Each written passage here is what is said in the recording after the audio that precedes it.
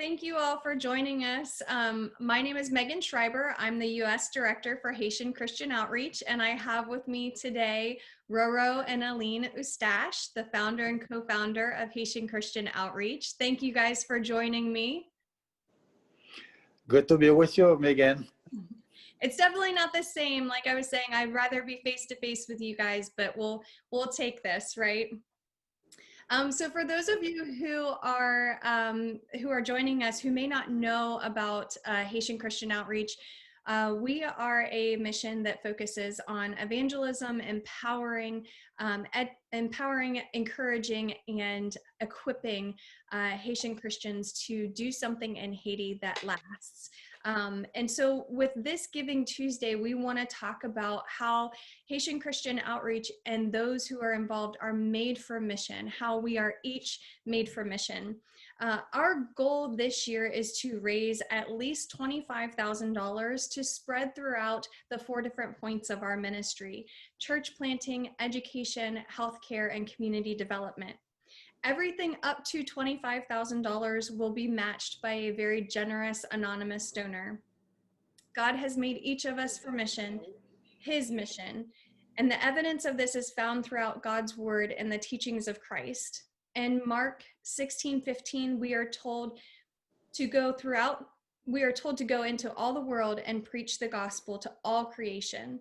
Psalm 96:3 and 1 Chronicles 16:24 tells us to declare his glory among the nations, his marvelous deeds among all people, all of which are another way of stating the purpose of which we are given to fulfill, the Great Commission. Matthew 28:19 through 20, Jesus says, "Therefore, go and make disciples of all nations, baptizing them in the name of the Father, the Son, and the Holy Spirit, and teaching them to obey everything I have commanded you." So RoRo and Eline, you have been called to mission. And for those who may not know your story, can you briefly describe the way God has called you to mission? Thank you, Megan, for giving us the opportunity to speak to our donors and those who probably haven't met us. We are Haitian Christian Outreach, a mission that started in 35 years ago, talking about 1985. I was not raised in a Christian family, and but after I became a Christian, I realized that I was missing something, and when I got Christ, I took it very seriously to share him with those in Haiti who didn't know him. In 1980, a man from Millersburg, Ohio, went on a short-term mission trip for a week and met me and asked my minister for a young man that is serious about his faith and that he will bring him to the States to go to attend the Bible college. And I was the one who was chosen. And in 1980, I came to RoRo Christian College, where both Eline and Eline, 1 year later, Eline came, also graduated from RoRo Christian College in 1984. And we went back to Haiti that same year. And in April 1985, we started Emmanuel Christian Church down on Delmas, downtown Port-au-Prince, with 7 people. And thank God, the ministry has grown, and the rest is history. And a great history it has been so far, right? So throughout the first 35 years, God has called you both to plant 8 churches, build 6 schools, which now educate almost 1,600 students, a multi-specialty hospital with a surgery center, and engage communities in economic development in order to bring more sustainability. So this obviously was not accomplished overnight, right? And we know that in Haiti, timelines change and are a moving target for one reason or another. So will you share with us some of the challenges and some of the hardships that you have had to face along the way? That's what again I say the rest is history. Mm. Uh, I, in my own imagination, I never thought that we would be where we are today. God is so good.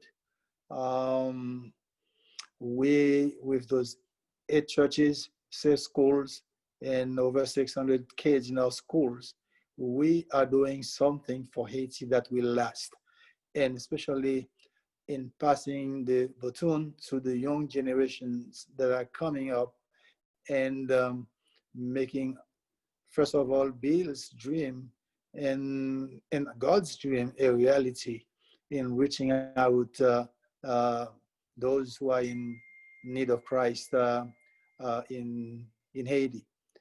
It hasn't been easy, but every step we make, God is always on our side, and we sometimes we feel scared, but we know that um, this is His work, and He will make sure that His work goes forward. Yes, for sure. Haiti is a beautiful country, and you both know firsthand the day-to-day struggles of life in Haiti. So were there ever times that you felt like you wanted to stop, like you wanted to quit, and say, okay, God, we're done. This is the end of this is where we stop in this mission? If we say we never think about quitting, we are a liar. Because there are so many things that can discourage us in Haiti. You can even have money and you cannot function. And if you don't have money, it's worse. Um, and when we're about to, when we are thinking like that, and then we will be sitting around, and you see, for example, when we're on campus, and then you see people bringing sick people to the hospital, people that we think that will never make it. And then after 3 days, you see that person walking away, going home. And I said, wow, there is hope. And then why not keep going? Because God is sending you a message. So things like that keep us going. And you see people coming to school, kids coming to school, kids graduating, and kids become and go to college, and you see what they become because of the work. These are things that keep us going. Well, I know that recently, Eline, you and I had a conversation about just that, about the fact that, it's not easy to always fulfill the mission that God has placed in front of you, and just the different obstacles and things. And you shared with me a very, very touching story about a young lady that came to visit you on campus. Would you share that with me again? Yes. RoRo was gone one summer to be in the States as a missionary for camps. So I was by myself and then working all day nonstop. And then I was so tired at the end of the day. I said, okay, now I'm going to my apartment, put my feet up. I said, please, nobody disturb me. I am tired. I need a break. And then I don't know why somebody came to me and came and said, someone wants to talk to you. And I said, no, I told you guys not to.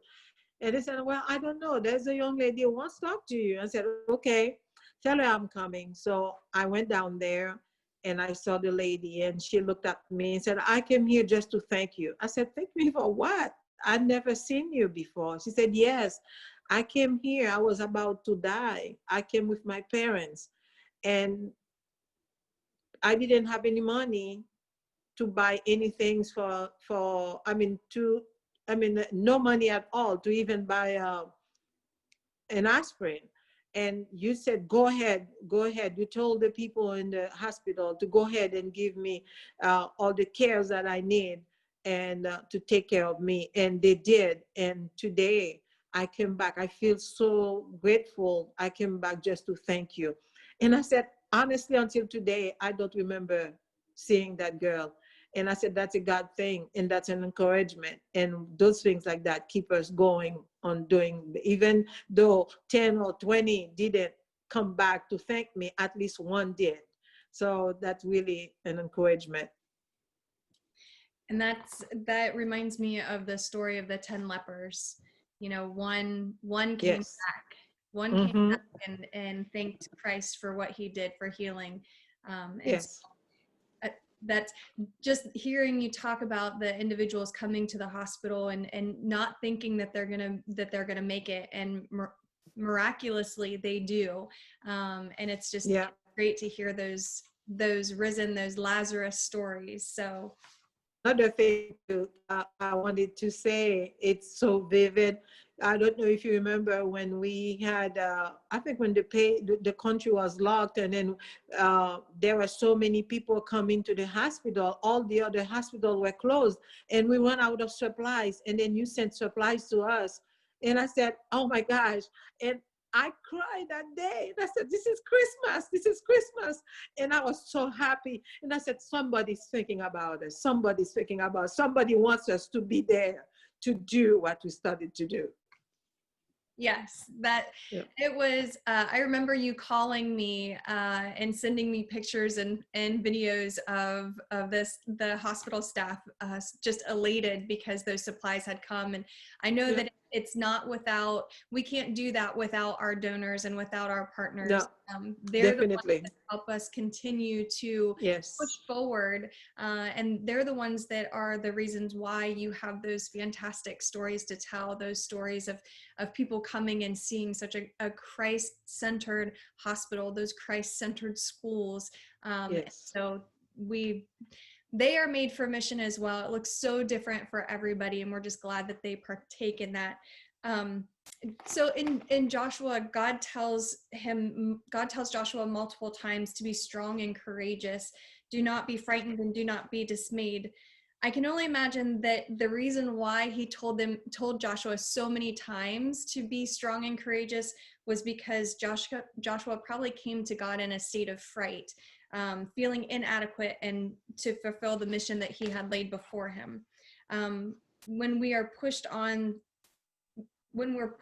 through our feelings of weakness and being scared, and continue the feelings of being inadequate or not being equipped for the mission, I love how God shows his glory through the examples that you shared. You know, RoRo, you talked about the fact that you never thought that God was going to call you to build a hospital, right? You're a pastor, right? And now here's this amazing, beautiful hospital, these 6 schools that are educating the future of Haiti and providing not only state education, but most importantly, Bible education. They're opening doors and windows for the future of Haiti to have relationship with God.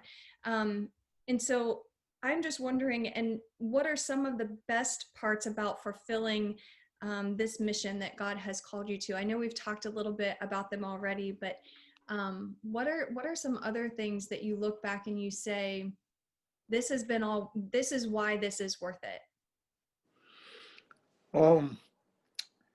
Yes, Megan, after I graduated from Christian College, we went back to Haiti.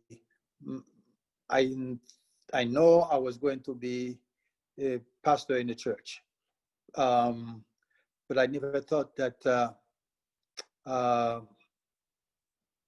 we would be starting churches, working with them, training ministers, working with teachers, and now with a reference hospital in the whole southeast of Haiti. Just for example, for the hospital, it was after the earthquake in 2010 that I went to passing by to go to Seguin, and I saw so many people stopping me and said they were hurt, they needed help, and I stopped and to bring help, and then started with some doctors coming and do some mobile clinics. And after I realized that there were so many sick people in the area that I said, let's pray to God. Let's thanks to do small clinics for them. And here we are today, in Jacmel. Even the government hospital has been sending their patients to us because they cannot take care of them. And just about 2 weeks ago, there was a whole family who was poisoned, and about 6 or 7 of them. It was about 9 or 10 p.m. They brought them almost dead to the clinic, and we were able to take care of them. When we told them we were going to send them to St. Michel Hospital in Jacmel, they almost had a fight with me because they said, you are signing your death certificate if you send us there. And so now, just about last week, one of the men who was sick came to me and to thank me for keeping them at the hospital and do what we did for them. This is for the hospital. For the ministry, when I see young men that I've trained who are now pastors, who are now having 2, 3, or 4 churches they are leading, those are things that from the get-go that we wanted to do. And I see that the dream we had is in passing, in doing something for Haiti that will last, is a reality. And even after we pass, our prayer is that will continue, not only in Jacmel area. Maybe some of our young men will come to the US and continue to preach the gospel even all over other part of the world. I know so many people have been touched by God through your hands and feet. And I know that it's not just those in Haiti who, when they encounter you and Eline and what's the work that God's doing through HCO, something is stirred inside of them. I know I've been on trips where team members have made a decision for Christ the week that they come to Haiti, and we've baptized them in the river there. And so, when we talk about being strong and courageous and working through those obstacles, everything that you mentioned and then some, I completely see as reasons to push forward, reasons to push towards that finish line. It's been a difficult year for everybody, everyone across the globe. We've all faced new challenges with COVID. We've had to adopt and learn a new normal. And we've had to rely on our faith like never before. The entire Haitian Christian Outreach team continues to remain true to our mission of partnering with Haitian Christians to transform a culture for Christ, to do something in Haiti that will last. You've already mentioned a couple of the difficulties of this past year, but can you describe for us how exactly has COVID hit Haiti, and what are some of the other challenges, despite COVID, that Haiti has faced this year? Starting March of this year, that's when COVID hit the US, and then Haiti, and the whole country was locked up, and people couldn't, the churches, the schools, everything stopped in Haiti. In the meantime, we had teams that were already scheduled to come to Haiti and help us with the constructions, and everything had stopped. And Eline and I were in Port-au-Prince. We couldn't go to Jacmel. We couldn't go anywhere. We couldn't get together in churches. And it was a very, very, very hard. But thank God for WhatsApp. We were able to communicate with some of our churches, some of the pastors, and also schools. We were able to have classes online because almost in Haiti, everyone has a cell phone and smart cell phone. So we were able to pay the teachers and continue to work with the kids, especially kids who are in the 9th and 12th grades, which they just took the test last week. And we had 44 kids who went to 12th grades and about 39 who went to 9th grade. And the way they thought, they all will pass the test again this year. Also, financially, we really put us in a very tough situation. When the teams come, they really help. They always leave some money behind in the community. They went to the market, they buy things, they help the economy there. They couldn't do it, and food when what was so expensive, and because we got a lot of food from the Dominican Republic, we couldn't bring any food. So for a while, we were in period especially were the only source of food for the people because of the manna pack that you sent us. Thankfully we had almost half of a container of rice and left, so we were able to send them by boat to Balance. We sent to Seguin. We sent food for the whole community. Even today, people are coming to us for food to help them. And so COVID has been a very tough situation for us in Haiti. So can you tell us about, so I know there were a couple churches that sent disaster relief funds for us, which we are so grateful for. Can you tell us, you mentioned that food was very hard to come by for the Haitians. Can you tell us some of the things that you did with the disaster relief funds? So we thank those people and who have helped us. We were able to buy not only the rice, but we were able to buy other things like we were able to buy rice and spaghetti, vegetable oils, soap, and dry fish, and to help those people. We even give them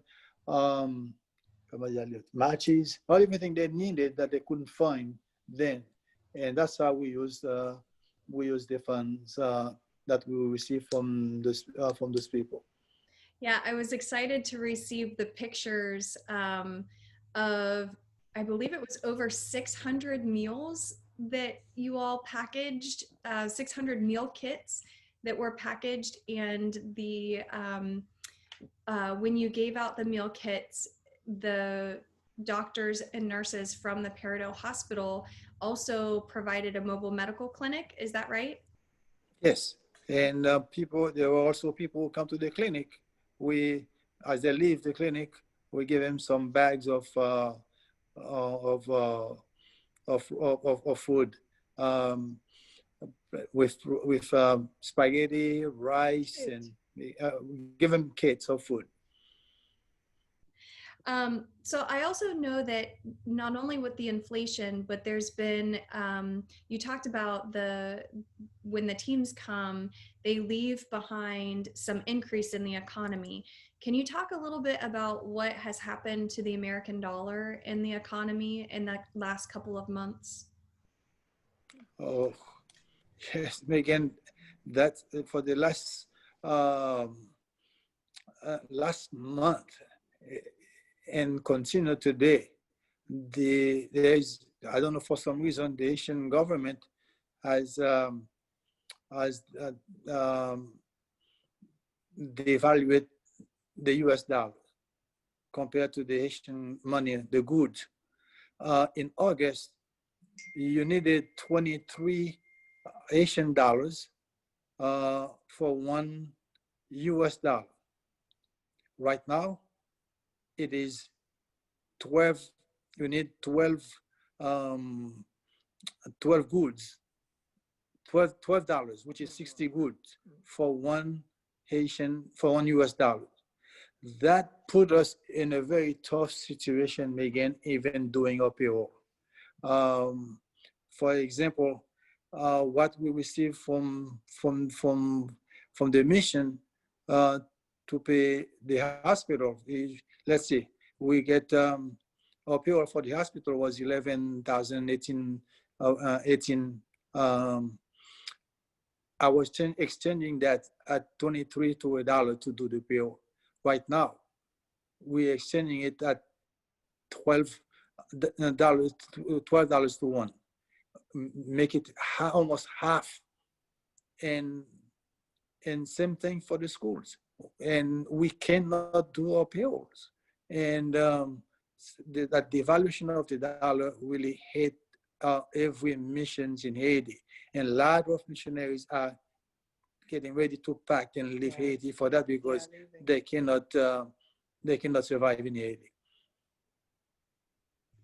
And that is truly unfortunate. And like you said, no real rhyme or reason as to why the depreciation came, and with no advance notice that this was going to happen. And so no, there was no preparation. There was no talk about it. In one day, you get up and said they change everything, and that put everyone in the hole. Yeah. So there's been a lot of hardships in Haiti this year, not just with COVID, but with everything day to day, and with the government and things. It's one of those things where I remember just in the fall at about this time last year, all the schools being shut down because of civil unrest, and because of all the roadblocks and resources stopping throughout the country. It opened back up in January, and everybody was excited to get back to school, only to be sent home again in March. So it just seems like it kind of flowed over. But despite all that, there have been victories, right? So what are some of the great victories that you all have seen over the last year? Oh, like I said, Megan, it's sometimes it is we feel as if we are staying at the one place. We're not going any. We don't go any headways. But when we see a young man like Jimmy, when you see a young girl like Christy, and many other others that we are helping, mission is helping, those are the things, like Eline said, give us the zip to continue to do what we are doing. But if it were for the government, for what you want to do, for them to help you go forward, we would. But thank God we're not depending on government, we're depending on God, who is always on our side and always show us, bring us joy in seeing people that we have helped, how their lives are being changed. I know one of the things that I was celebrating was when I received the numbers from the churches, and the 50 additional individuals who made decisions for Christ so far this year. While I completely hear you, it seems like you take 2 steps forward and 5 steps back, and then you just are standing still in sinking sand at times. Hearing that there will be 50 more brothers and sisters with us in heaven is definitely something to celebrate. And so I pray that we continue to look for and to find those victories that we can hang tight to, and continue to send praises to God for those. What are some of the goals for the mission this upcoming year? What are some things that you and Eline would like to accomplish this coming year? We would love to finish with our constructions. That's what we would love to do. We have the schools that are not done, especially the one in Grand Bois, and then we have the church in Peredo, and then the hospital. We would love for those to, if we can keep going. Honestly, we would love them to be done. I mean, completely. But whatever we can do, if we can keep going and keep people in their job, because I hate to send them, since we don't have money, I hate to send them home saying we don't have anything for you to do this week or next week, we will call you. We hate that. And at the same time, and we could have gotten more people, sick people, when they come to the hospital, if we had more room. It would be nice to see those things complete for those communities, for the kids, for the individuals that need that health care, need those rooms to stay in after surgery and after giving birth. So yes. Mm-hmm. I know we mentioned the construction projects in the hospital. Are there any other major needs for the mission right now? What are some of the biggest needs? Financially, obviously, that's a big one, just because of the circumstances of the year and the depreciation of the dollar. But is there anything else that you can think of that the mission is in dire need of, or that the people of Peredo are in dire need of? The needs,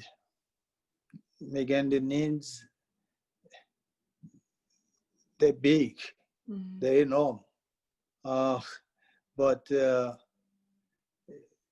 like Eline said, with patience, God will show us. Mm-hmm. And especially Haiti is a university of patience. That will teach you fast. If you will graduate or not. And they said Haiti is love it or leave it. Yeah. But we, if God put us there, we will stay. We won't leave. And we know with God's help and his people who've been behind us,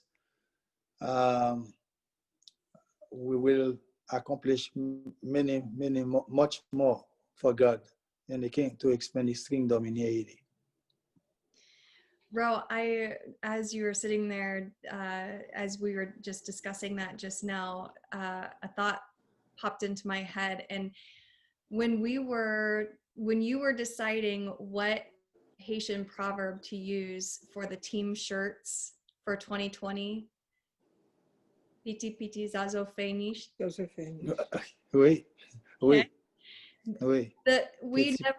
I never imagined that we would be resting on that proverb. Can you describe that proverb for us? Yeah, piti piti, oiseau finish. You should see when you observe a bird building its nest. It's not something that he did at once. He makes many trips, flying many times to get a small branch to do the net. And Haiti, this is how it is. Even sometimes, even if we have money in your hands, even if you have cash, you cannot do something like you build a house non-stop here. You build a church non-stop here. Sometimes you go to the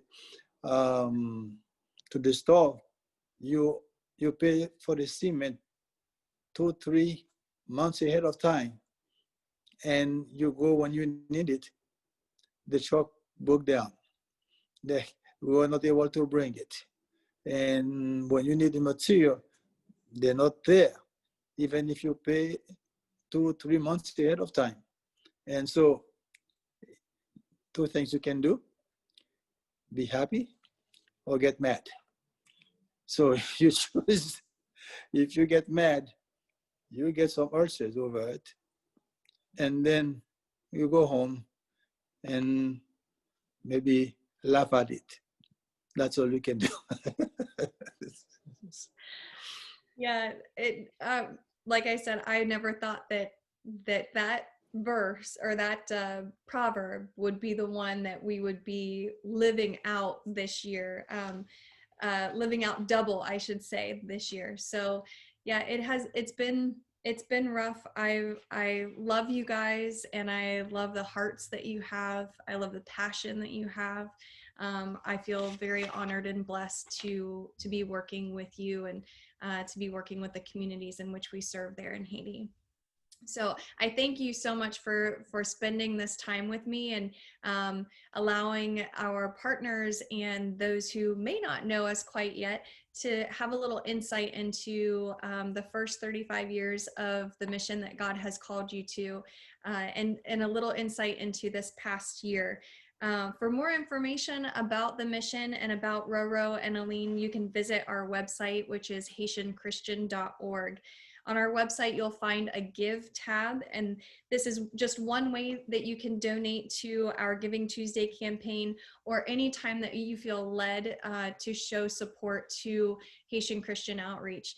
I know for me, I feel that when we provide the opportunity for someone to financially support our mission, it's a way for them to take that opportunity and tell God, I trust you in what you're doing. I trust in the provisions that you give me. I trust that it'll be so abundant that I can then bless Haitian Christian Outreach through the provisions that God provides, or through the provisions of God. So please take that time to pray and consider supporting Haitian Christian Outreach.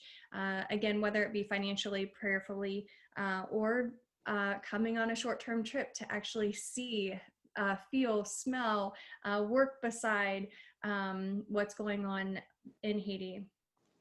If you'd like to make your gift a monthly recurring gift, please remember to check the box that states "Show my support" by making this donation a monthly or recurring donation. I thank you again, RoRo and Eline, for taking the time to talk with me today. Again, I'd rather see you face to face so I can give you big hugs, but I thank you for this opportunity. Thank you for having us, and to you and to our donors, happy Thanksgiving. Happy Thanksgiving. Enjoy your family, guys. Okay, thank you. Okay.